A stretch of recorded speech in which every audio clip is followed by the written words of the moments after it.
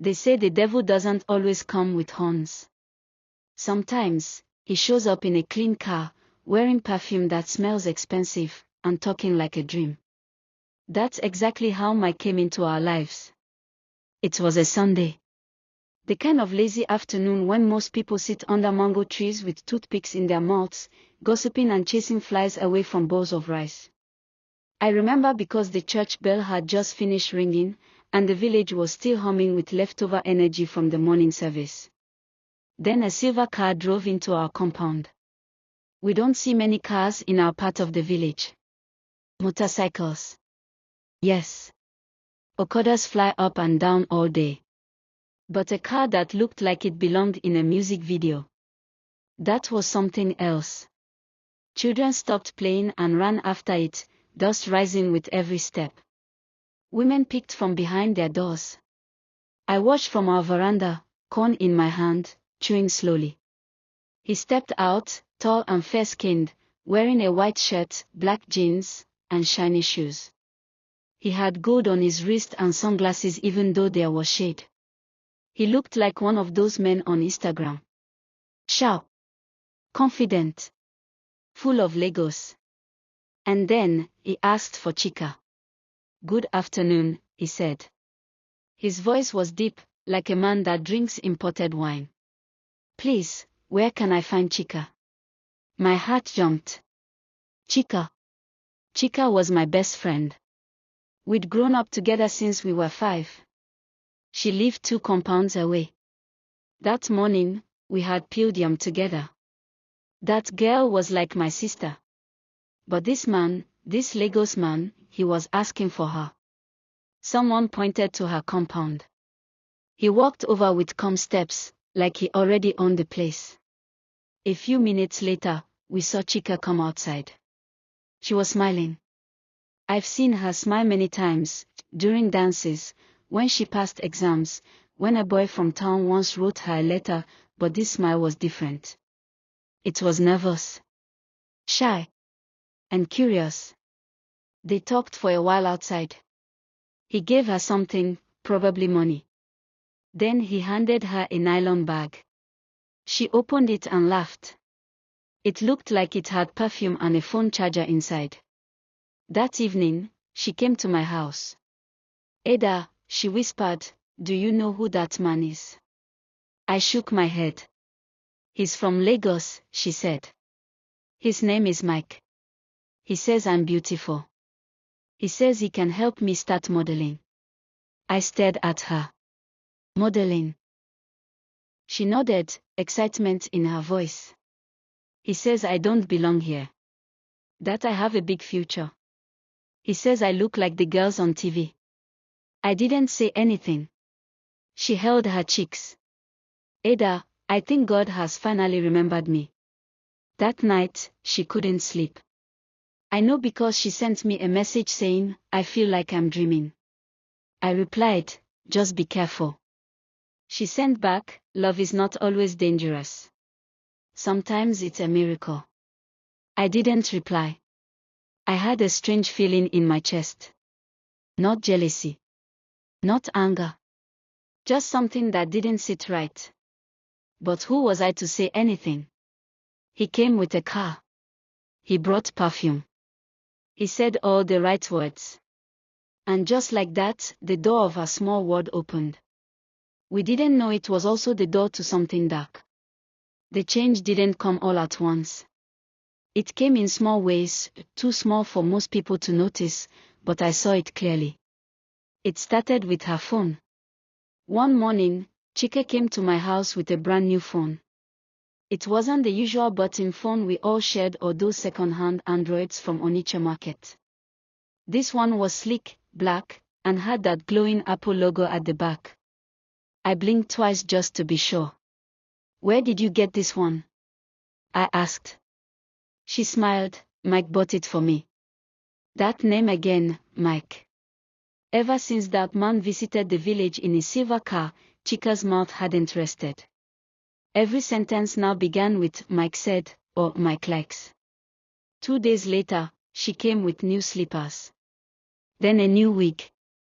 then clothes that didn't look like anything sold in our village market. Her jeans were tight, her top shiny, and her scent had changed too. No more dust and palm oil. Now she smelled like she came from inside a mall. The girls in our village started to notice. Some admired her. Some mocked her. City girl don't land, they teased. But Chika didn't mind. She walked around like someone already living in the future. Her mother was quieter about it, but I knew she was proud too. I later heard that Mike had given them 50,000 naira to fix their kitchen and buy foodstuff. In our village, that kind of money doesn't come often. It can turn suspicion into silence. One afternoon, Chika dragged me into her room. Ada, she said, I want to tell you something. I looked at her, waiting. Mike wants to take me to Lagos. The words hit my chest. For what? I asked. He says there's work for me. Modeling. He knows people that can help. He has a house there, and I'll be safe. I didn't respond immediately. She held my hands. Ada, this is my chance. I don't want to stay here and grow old doing nothing. I want more. I swallowed hard. You trust him like that? She nodded. He treats me with respect. He sees me. Not like these village boys. I looked into her eyes. She truly believed it. Her heart was already gone, even before her body would follow. The day before she left, we went to our favorite mango tree. It was the same place we used to sit and dream about the future. She talked about Lagos with fire in her voice. I'll come back and carry you, she promised. We'll live together in one of those fine flats. We'll eat chicken every day. I laughed, but something inside me didn't. The next morning, Mike came. Same car. Same smell. He honked twice, and Chika came out wearing her best clothes. She hugged her mother. Then she hugged me tight, so tight I could feel her heartbeat. Don't forget me, I whispered. I can't, she said. You're my soul. And then she entered the car. The door shut. The engine started. As they drove off, I watched until I couldn't see them anymore. I stood there long after the dust settled. My best friend, gone. My heart, heavy. Something about it didn't feel right. But I didn't have proof. Just a feeling. A loud, stubborn, uncomfortable feeling. At first, it looked like a fairy tale. The week after Chika left, she posted a picture on Facebook. She was standing in front of a tall building with glass windows, holding a cup of ice cream. Her caption said, Lagos living. God is good. People in the village began to talk. Chika don blow oh. See fine girl. No so my career am go enjoy life. Even the church women who used to say she was too fast now used her as example for their daughters. Her mother walked around with pride. She'd smile small and say, God has opened my daughter's way. Every 2 or 3 days, she would post something. One was a selfie in a car, with caption, City breeze, stress-free. Another was her eating chicken and chips. Another one, she wore a red gown and high heels, posing inside what looked like a hotel bathroom. She never posted Mike.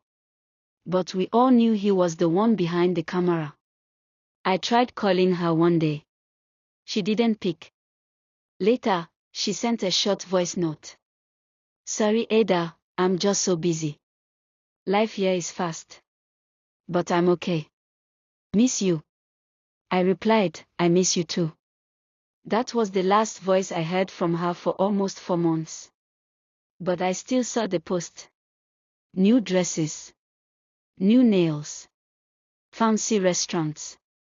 Once, she even posted a photo of a white dog and captioned it, my roommate. The village girls went crazy. See her dog. She done big pass all of us. I tried not to be jealous. I really did. But it was hard not to feel small when someone who used to soak Gary with you now eats spaghetti in air-conditioned rooms. Still, I was happy for her. At least, that's what I told myself. Until her posts became fewer. And then stopped. At first, people thought her phone got stolen. But when her mother tried calling and the number didn't go through for weeks, that's when worry started. Her last Facebook post said, "Sometimes silence is safer." No caption. No location. Just a black and white photo of her face with no makeup. Her eyes looked tired. I sent her messages. No reply. I asked her mom if she had heard anything. She shook her head and said, maybe she's just adjusting. But her voice didn't sound sure. One night, I dreamt again. This time she was sitting on a floor in a dark room, hugging her niece. I tried to walk towards her, but a door slammed in my face. I woke up and couldn't go back to sleep. That week, I saw Mike's Instagram by mistake. Someone in the village showed me. He had new pictures with different girls. One on the beach. One in a hotel. One in a swimming pool. None of them was Chika. That's when fear began to grow in my chest. I told my aunt who lived in Lagos about everything. She said, if you ever get work in this Lagos, I'll let you stay with me. Maybe you can look for her. I prayed. I hoped. And finally, one day, a door opened. A cleaning job came up in Lagos, at a guest house in Suralere. I packed my small bag and left the village. My goal was simple. I wanted to find Chika. I didn't care how long it would take. When my aunt called to say she found a cleaning job for me in Lagos, I packed my bag that same day. Not because I was desperate for work, though the money would help, but because I needed to find Chika. It had been 4 months since she left the village, and nearly 2 months since her last post online. Her number didn't go through anymore.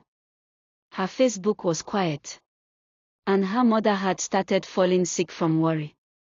Nobody said it out loud, but we all knew something wasn't right. I boarded a night bus to Lagos. The ride was long, cramped, and smelly. We stopped at 2 police checkpoints, and one man's bag was stolen while he slept. But I didn't care. I kept my eyes on the road, heart pounding with both fear and hope. I arrived at Jibowu around 5 a.m. My aunt was already waiting, wearing her wrapper and scarf, holding a nylon bag of hot bread and akra. "Welcome," she said, giving me a side hug. "You look tired." "I'm fine," I lied. She took me to her one-room apartment in Suralere. The house was small and hot, with 4 tenants sharing the compound. But at least it was safe. She made me tea and told me to rest. The cleaning job started 2 days later. It was at a small guest house in Mushin. The kind of place people came to with small bags and left with quiet faces. I didn't ask questions. My job was to clean, wash sheets, and sweep floors. The owner didn't talk much, but he paid 10,000 Nigerian nairas every week and gave me food twice a day. I worked quietly. I washed everything. Every girl that walked past reminded me of Chika. Some looked happy, some looked tired, some looked lost. One night, I saw a girl standing near the hotel gate. She wore a short dress and heavy makeup. I looked twice. My heart jumped. It wasn't Chika. I went back inside, but I couldn't sleep. A week later, I told my aunt I want to look for Chika. She frowned. "Do you even know where she is?" "No. But I have to try." She sighed. "Lagos is not our village. You don't just walk around asking for people. You'll get into trouble." I nodded, but in my heart, I had already decided. I began asking small questions at work. Carefully. Slowly. "Have you seen a girl called Chika? She's Igbo, light-skinned, slim, maybe living with a man called Mike." Most people shook their heads. One security guard raised his eyebrow and said, "Mike, tall guy with gold wristwatch. Drives a silver Benz." My heart beat fast. "Yes. That's him." He nodded. "I think I've seen him before. He brings girls to a hotel near Ojulegba sometimes." "Do you know which one?" He pointed in a direction. "Just go down that road, third junction to the left. You'll see a signboard that says Silver Moon Lodge." That name stuck in my head like a song.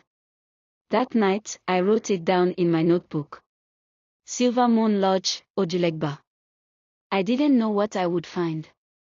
I didn't even know if I'd be safe. But I had made up my mind. I was going to that lodge. Even if my hands shook and my legs failed me, I had to try. Because Chika was my sister in spirit. And sisters don't abandon each other. I didn't go to Silver Moon Lodge immediately. I waited 3 more days. I told myself I was planning, but deep down, I was just scared. Lagos is not like our village. People disappear here, and nobody blinks twice. One wrong turn and you're gone. But that voice in my chest kept saying, "Go. You have to go, *." So one Sunday evening, I left work early. I wore my plainest clothes and slippers, tied a scarf over my head, and walked. The sun was going down when I reached Ojulegba.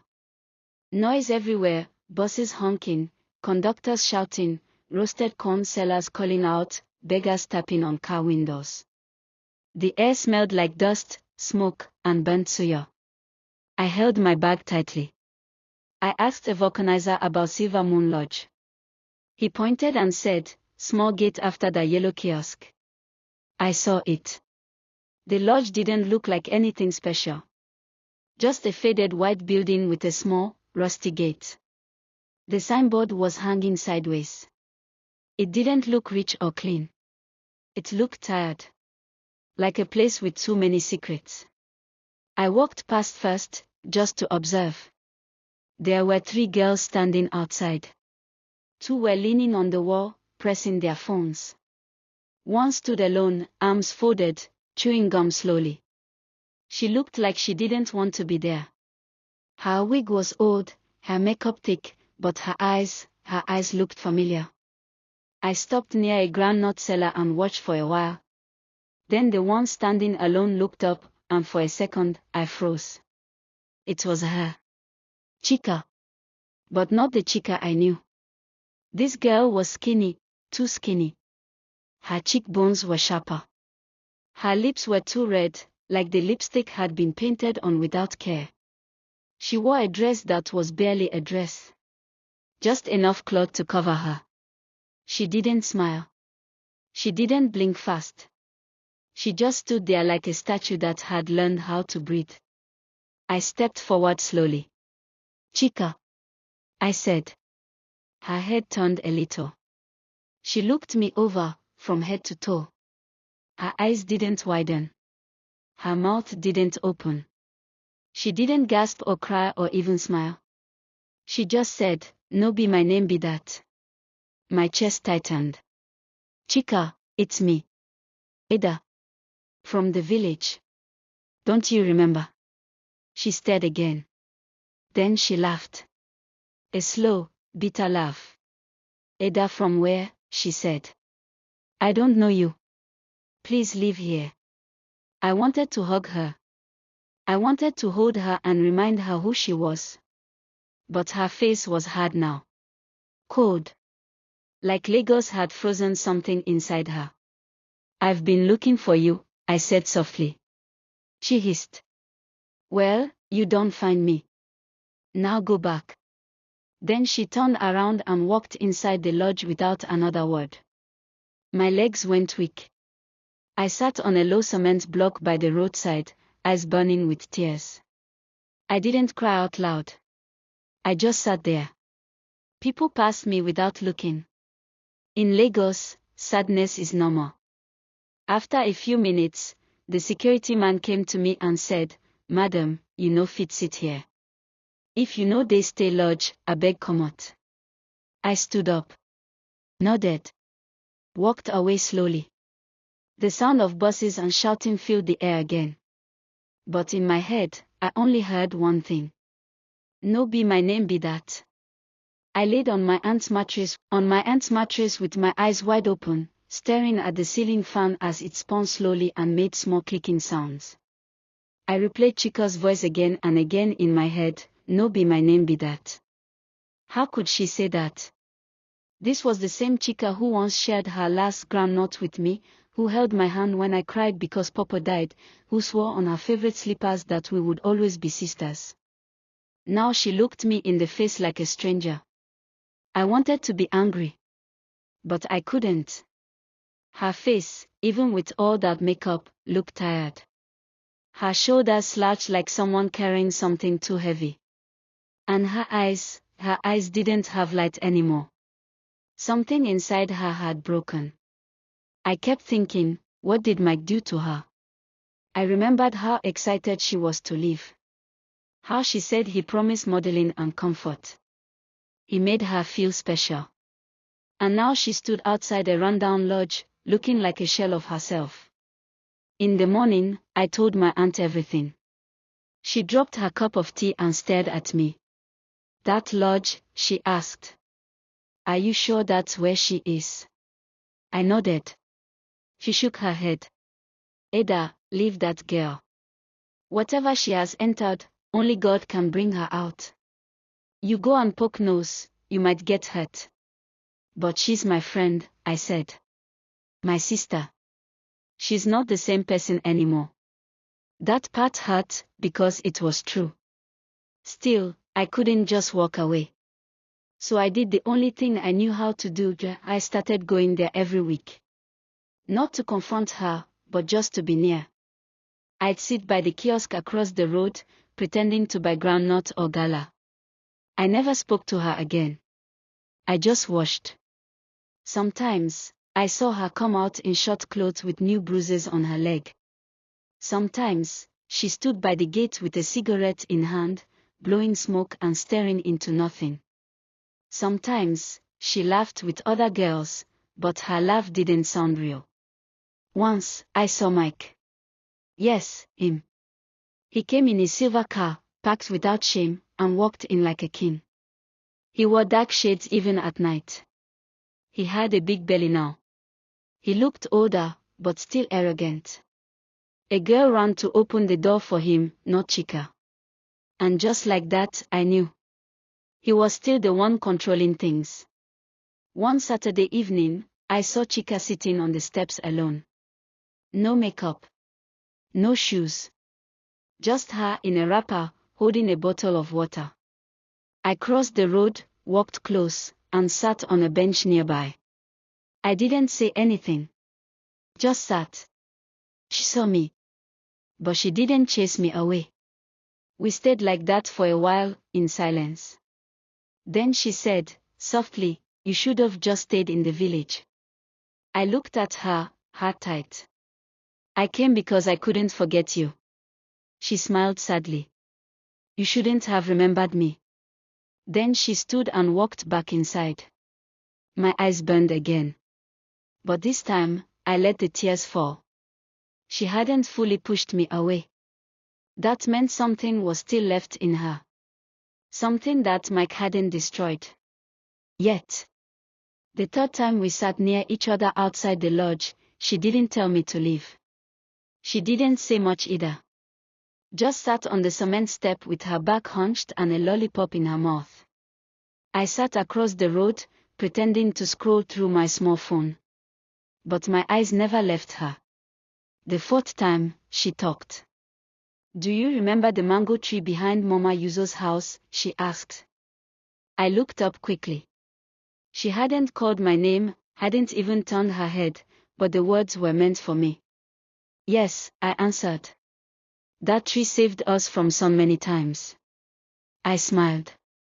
And rain. She nodded, slowly. I used to hide there when my mother wanted to send me to farm. I laughed. You still owe her 10 trips of firewood. She smiled too, but it was short. A shadow passed over her face. I miss when life was simple, she said. That was when I knew Chika wasn't fully gone. The city hadn't erased her completely. The real Chika was still trapped inside. I leaned forward. Come with me, I said. Let's leave this place. She sighed. Go where? To do what? Anything. We'll start small. I'll talk to my aunt. She'll help. She shook her head. You don't understand. Mike has my pictures. Videos. If I leave, he'll spread them. He said he'll find me, even if I hide. My throat tightened. You don't belong here, I whispered. She smiled bitterly. Nobody belongs here. But some of us have nowhere else to go. We sat in silence again. The streetlight above her flickered. A man in a red shirt passed us, whistling. Somewhere, music played from a bar nearby, loud, broken beats that nobody really listened to. Then she said something I'll never forget. I never wanted this. I came to the city because I wanted to wear nice clothes and sleep with AC. I thought Mike would change my life, but this is not life. I felt tears in my eyes, but I didn't cry. She stood up. If you come here again, Ada, Mike will notice.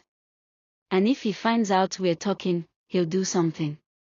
He's not scared of the police. He pays them. I stood up too. So what do I do? She looked at me, really looked at me this time. Her eyes were tired, but not dead. Pray for me, she said. And don't stop remembering who I used to be. Then she walked back into the lodge. That night, I didn't follow her. I didn't try to knock on any door. I didn't ask anyone for help. I just went back to my aunt's house, knelt down, and cried. Not just because I missed her, but because I finally understood. She was alive, but not free. And as long as Mike still held the key, she'd stay trapped in that place with cheap lights, fake makeup, and memories she couldn't escape.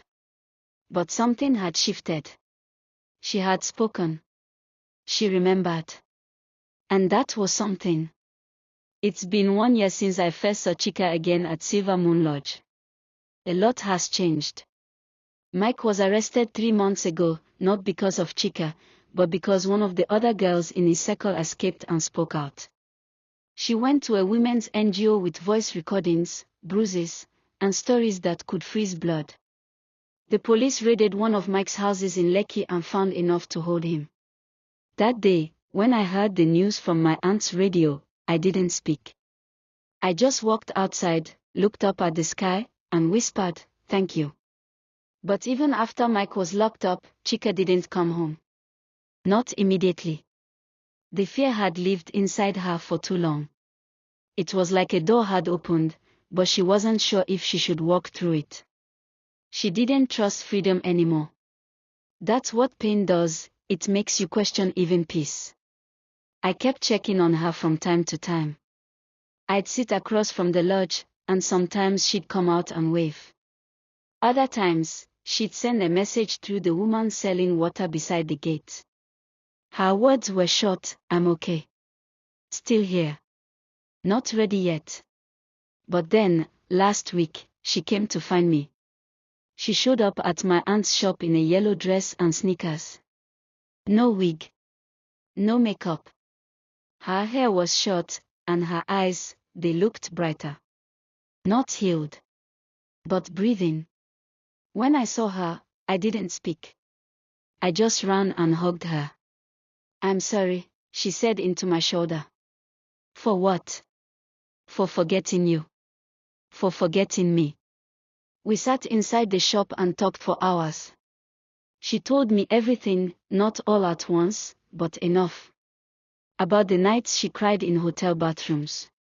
About the men. The silence. The days she wanted to disappear. But also the small things that kept her going. Memories of mango trees. My voice in her dreams. Her mother's old wrapper. And the promise she once made that she'd come back for me.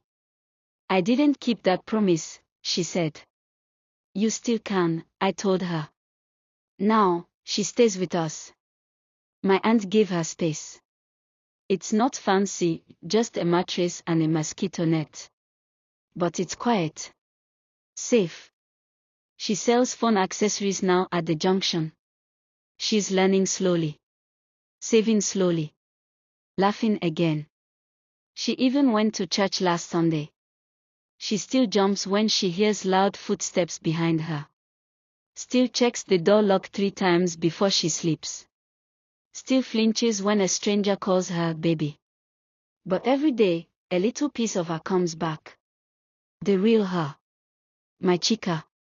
Sometimes, I sit beside her when we're not doing anything.